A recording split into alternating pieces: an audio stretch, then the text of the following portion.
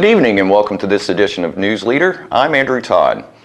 In tonight's news, Tullahoma aldermen shut down citizen comments, the TWRA is asking for comments, and an inmate at the Franklin County Jail exposes an officer to fentanyl.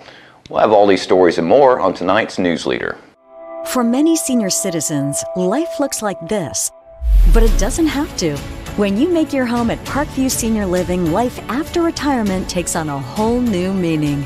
Daily exercise options, fun outings, happy hour, game nights, movies and popcorn, arts and crafts, enjoying friends over chef-prepared meals.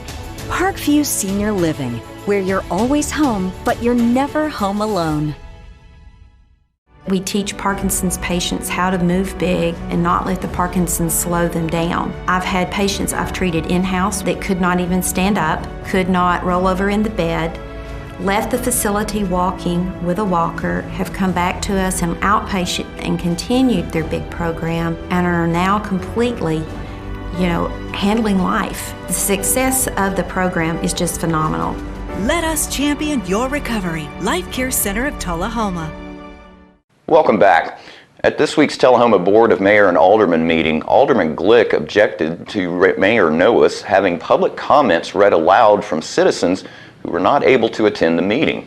Alderman Almacher then moved to override the chair to keep the comments from the citizens being read during the meeting. We do have a couple of others from citizens who could not be here and asked that their comments be read into the record, and we'll limit their input to no more than you had. So we'll ask the city recorder to read them.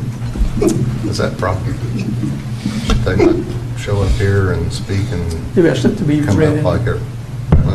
Well, we've done this on a number of occasions before to allow people to have comments read into the record. Point of order, I'm not sure that precedence is cited in our rules of board and procedure, and if that's something that we want to add in the future, but right now I would second the contention that it's improper. We've done this on a regular basis in the past. We've allowed people to read something into the record and they could not be here, so I'll allow these to be read. We have only two.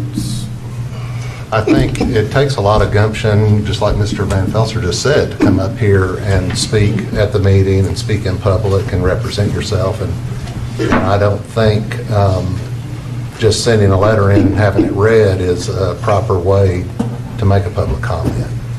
These were from citizens who had extenuating circumstances that they planned to be here and then found they could not be here, so I'll allow them to be read. I'm going to make a motion to overrule the chair.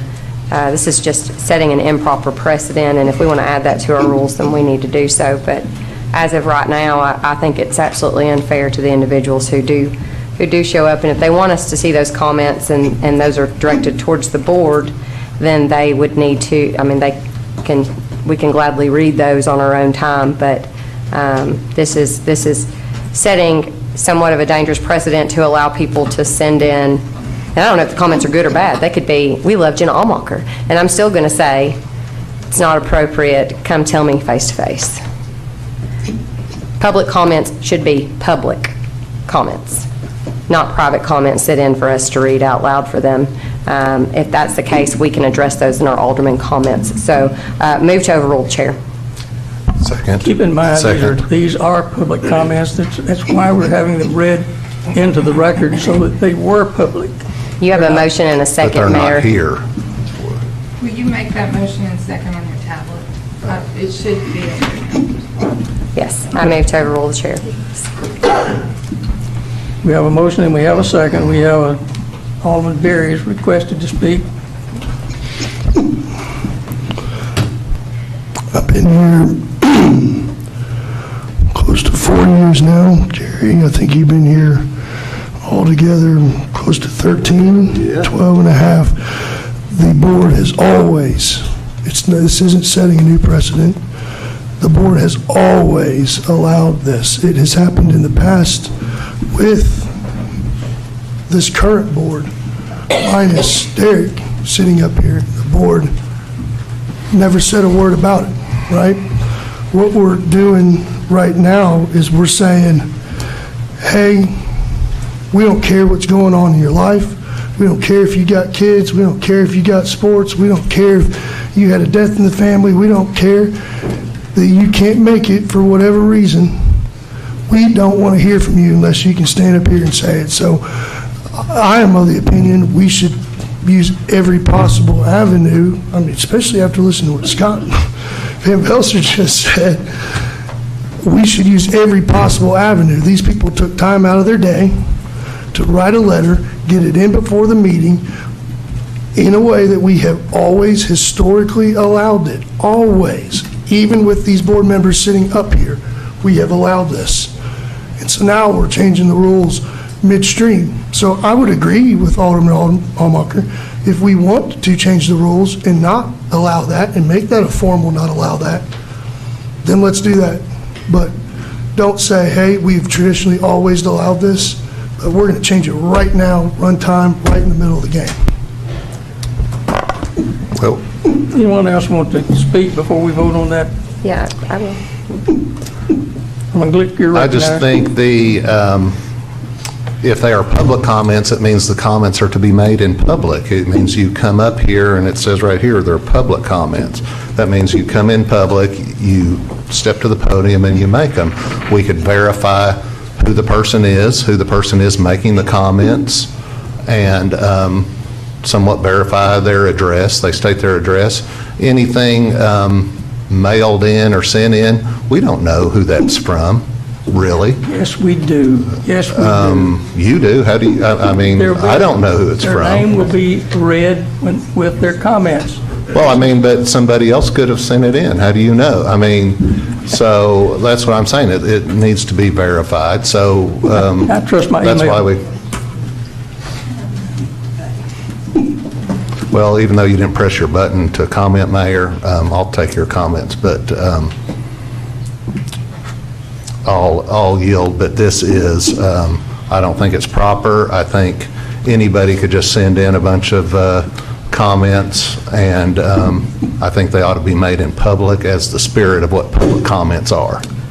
I'm reviewing looking at the agenda here, and something that Alderman Glick had said is it's right here, it says public comments. And maybe it's my glasses, but it says comments from citizens. Nowhere on this agenda does it say public comments anywhere. I think I've seen the one we're talking about, and if you checked your email this afternoon, everyone else would have too.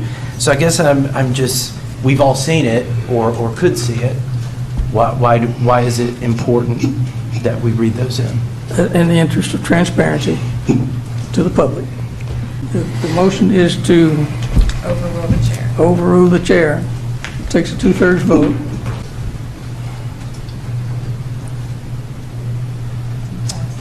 Pass 5-2. Will not be read into the record.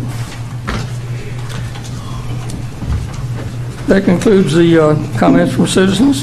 And while a majority of Tullahoma aldermen apparently don't want to hear from the citizens, the Tennessee Wildlife Resources Agency is welcoming comments for its 2024 fishing regulations. This is an opportunity for the public to share ideas and concerns about fishing regulations with TWRA staff. Public comments will be considered by fisheries managers and may be presented as proposals for regulation changes. Comments may be submitted by mail to Fish Comments, TWRA, Fisheries Management Division, 5107 Edmondson Pike, Nashville, Tennessee, 37211, or emailed to fishingreg.comments@tn.gov. Please include fish comments on the subject line of emailed submissions. The proposed fishing regulation changes will be previewed in summer at a meeting of the Tennessee Fish and Wildlife Commission. The comment period concerning fishing regulations will be open until April 22nd, 2023. And we'll be right back after these messages.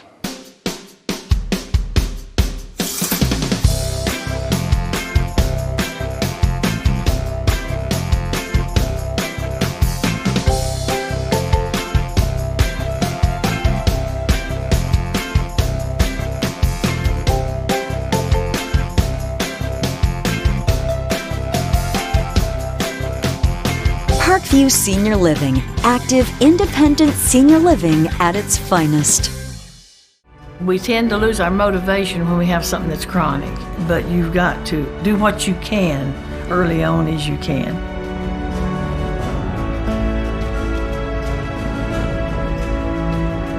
After I'd exercise like that, I would have a lot of energy to do housework or whatever I needed. Well, I would recommend it highly to anyone at any degree of Parkinson. Let us champion your recovery. Life Care Center of Tullahoma. Welcome back. Lyle Russell, Interim Director of Tullahoma Parks and Rec Department, gave the department's annual report to the Board of Mayor and Aldermen. All right, thank you. It's a pleasure to be here tonight to speak to y'all and talk to you a little bit about what we've been doing at Parks and Rec for the last few months. I just love that. I love that picture, so I wanted to start with that one. But that was from our 4th of July, which we celebrate on 3rd of July uniquely. And it's one of our largest events. It's a huge turnout, 10,000 plus people, and we try to be a lot of things to a lot of people. We take care of the things that are fun, which is a lot of fun, but it's also a lot of work. Just looking at just traffic, 51,310 people have come through our doors, both at D.W. Wilson and at CD Stamps, just in about 11 months. Just in 2023, it was almost 8,000 of them, but what's unique about that is just in March, over half has just been in the last 27 days. Our staff maintains just right around 200 acres of parks and ball fields, and one statistic that's not on here but is very important is that is on the shoulders of 5 guys that take care of all of that. And so, like I said before, I'm nothing without my staff. We have taken on some very cool youth sports activities. We've talked about Wildcats and Friends here a couple of times, and that was an amazing event. But the other 2 events that flank that are our Junior MBA program and our new venture into girls softball. For Junior MBA, we had our largest season ever, 206 players. CD Stamps was packed 5 days a week with basketball players, and I was very proud of the fact in 2022 we were considered for top 6 program of the year.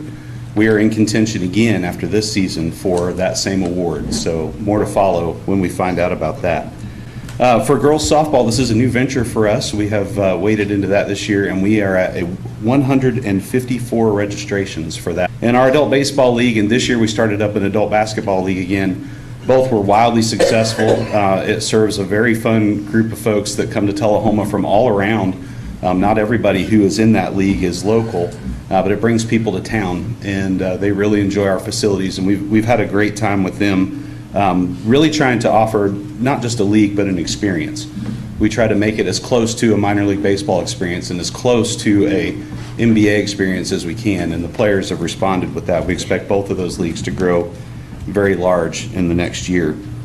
One of our biggest events that we do in the center is the Sports Hall of Fame banquet, and we did successfully have that this year in February. It was a fantastic event, 6 new inductees, 254 in attendance. If you've ever been in the D.W. Wilson gym, you wouldn't recognize it on that one night a year. It looks like an Oscar sound stage. It's an amazing event that we're very proud of to put on alongside the Tullahoma Sports Council.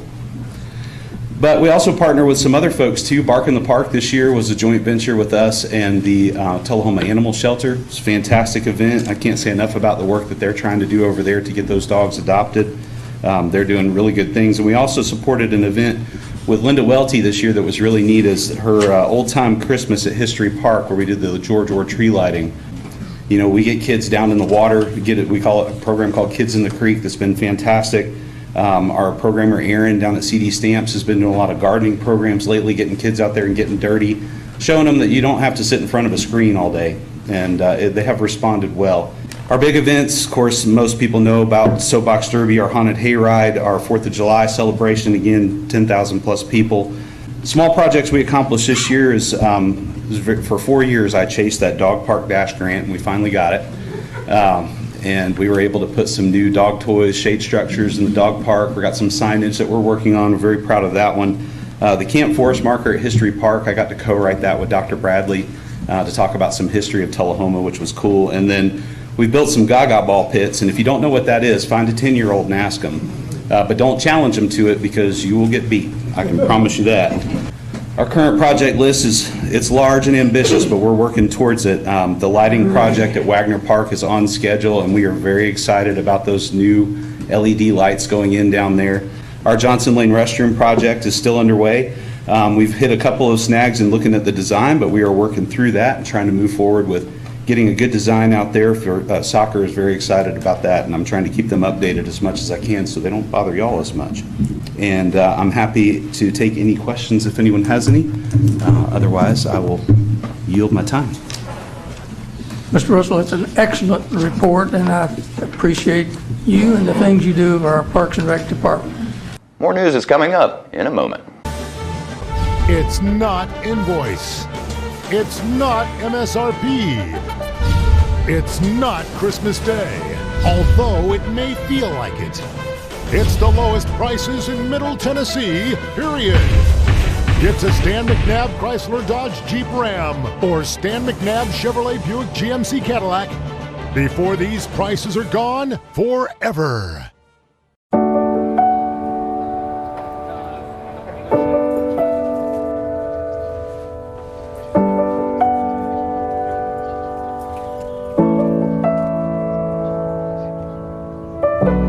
Even when you prepare, life doesn't always go as planned. Today, 1 in 7 seniors live in poverty. To learn how you can help, visit aarpfoundation.org. Welcome back. On Tuesday's news, we played you part 1 of Don Caldwell's presentation on collecting Jack Daniels. We finished that story tonight with part 2. If you've got our book, there's the 1895 bottles that all of them were nearly green. They had green labels on them. Yep. And so anyway, if you've got our book, that's in page 34. And this one, which is also in the book, is the only one that I'm aware of that is not embossed on the back. So they could have been experimenting, which I think they did with some different label variations. And this is just a light green bottle. I think the distillery has one of these, and I saw one of these in an auction about 25 years ago. The only time I've ever seen that particular bottle. But those were made all the way up to Prohibition in 1909. And they're still all very difficult to find. I'll go ahead and touch on Gunner. Okay, yeah, go ahead. WT and CD Gunner represented Jack Daniels as sole sales agents from 1890 to 1910. And I've done a fair amount of research on those guys. And they were very significant in Jack Daniel history and the legacy. They did a lot of advertising for them, promoted their products. They had an office up on 205 Broad Street in Nashville. They made advertising jugs along with Jack Daniel. As you can see, this one here, WT and CD Gunner, liquor dealers, Jack Daniel's No. 7 whiskey. These were made probably from 1895 all the way up to Prohibition. Many configurations of this one. The largest one I've seen is a half gallon, 1 gallon, and a 2 gallon, and lots of different configurations. They basically say the same thing. And they also had a saloon in Shelbyville, Tennessee. CD Gunner, Charles David Gunner, was the manager of what they call the Palace Saloon. And it was on the east side of the square. Now, I also have a jug, which I didn't bring today. It's a miniature jug. It says, drink Jack Daniel's whiskey on one side, and the other side, it's what they call a scratch jug. Miniature jugs were generally given away to customers, probably their better customers as giveaways. And on the back side, it says Gunner's Tip Top Saloon. So I don't know if those were one and the same or they had a separate saloon back in the day, but CD Gunner actually ran that as the manager. WT Gunner, William Thomas Gunner, passed away in 1932.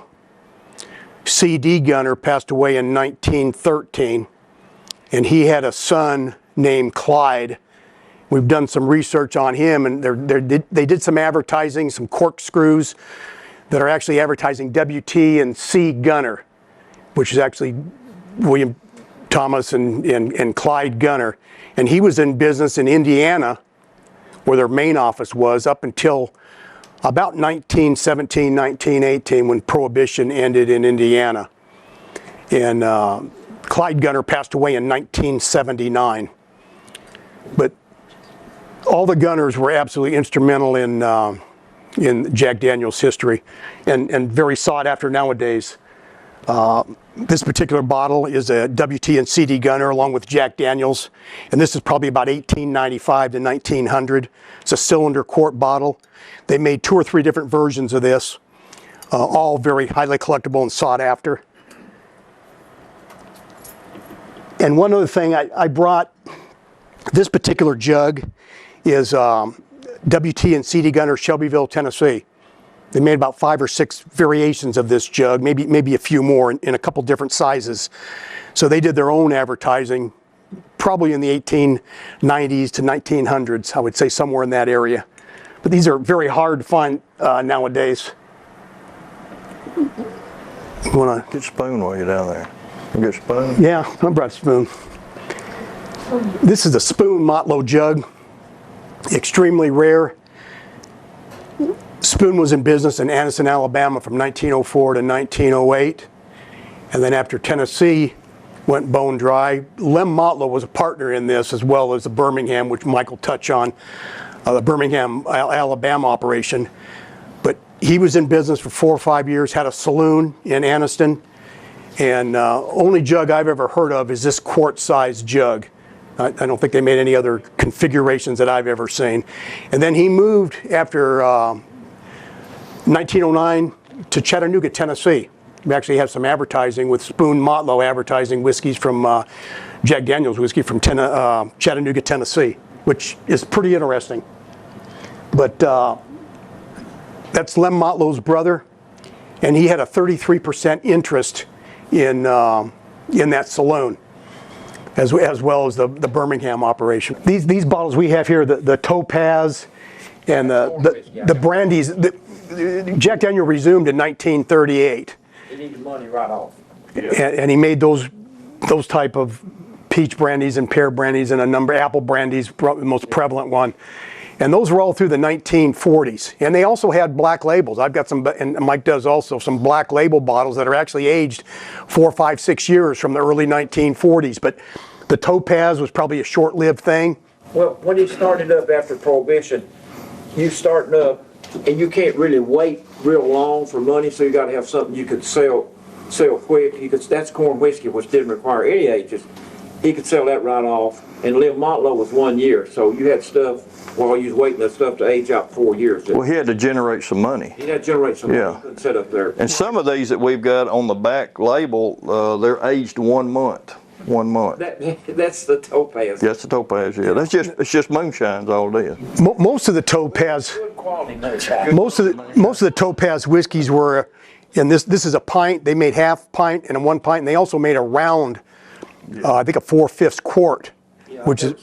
Well, I think I have. I used to have. Yeah, they're very difficult to find, but there's actually a round bottle with Topaz. After these messages, we'll be right back. I got a tour and I saw all the things and I was so excited about them. Then she took me to the movie theater and it had red chairs. So this is a done deal and I like it. We have so many activities here that you just can't keep up with them all. We have exercise, we have coloring, we have crafts. It's charming, it's attractive, it's very comfortable. It was one of the best decisions of my life. I had a knee replacement, so they've got me in life care, which I'm very, very thankful for. I couldn't garden, I couldn't do my flower beds, I can't chase my little dogs.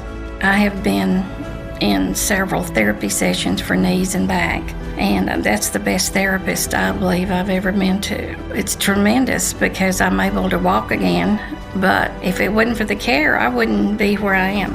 Let us champion your recovery. Life Care Center of Tullahoma. Welcome back. Last Saturday morning, a struggle between a female inmate and a corrections officer at the Franklin County Jail led to the officer's exposure to fentanyl. According to the incident report provided by Franklin County Sheriff's Office investigator Chuck Steins, corrections officer Gwendolyn Huntoon was attempting to move newly booked inmate Carla Maria Stringer from the front booking area to the general female population area when the incident occurred. During a final search of inmate Stringer's person, Officer Huntoon discovered 4 substances, including a white powder, a gray powder, a brown crystal substance, and a brown rock substance. It was at this point a struggle ensued, during which inmate Stringer grabbed the bag of gray powder from Officer Huntoon, causing the bag to rupture and blow into Officer Huntoon's face. Officer Huntoon was quickly transported to the emergency room at Southern Tennessee Regional Health System by ambulance, where she was evaluated and treated. Narcan was administered to Officer Huntoon while she was in transit. Inmate Carla Maria Stringer did not show any signs of exposure to fentanyl, but was allowed to wash herself and change her clothing. Investigator Chuck Stein stated that he is seeking several new charges against inmate Stringer following this incident, including aggravated assault, manufacture, sell, delivery of fentanyl, a controlled substance, felony possession of methamphetamine, tampering or fabricating with evidence, and introduction of contraband into a penal institution. The Franklin County Sheriff's Office is investigating the incident further, and additional charges may be filed as the investigation continues. And stay with us, we'll have your weather forecast right after these messages. My husband was diagnosed with a spinal infection. He lost his ability to swallow and the movement of his legs. I couldn't turn over in bed, I couldn't walk, I couldn't eat. They were just wonderful in the treatment and care they gave my husband. I regained my mobility where I was able to go home. It is miraculous. Let us champion your recovery. Life Care Center of Tullahoma. Hi, my name is Ringo, here at Barkview Senior Living. They're human-friendly. That's why I love it here, and so does my senior human. When they want a bite, they get chef-prepared meals, and so do I. Movies in the theater, day trips, walks on the trail, and other senior humans to play with. The grass and the grounds are exquisite. It's everything my human needs to be healthy and active. Barkview.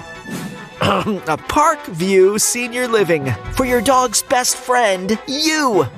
Welcome back. We'll take a look at your weather forecast at this time, starting with your weather history on this date.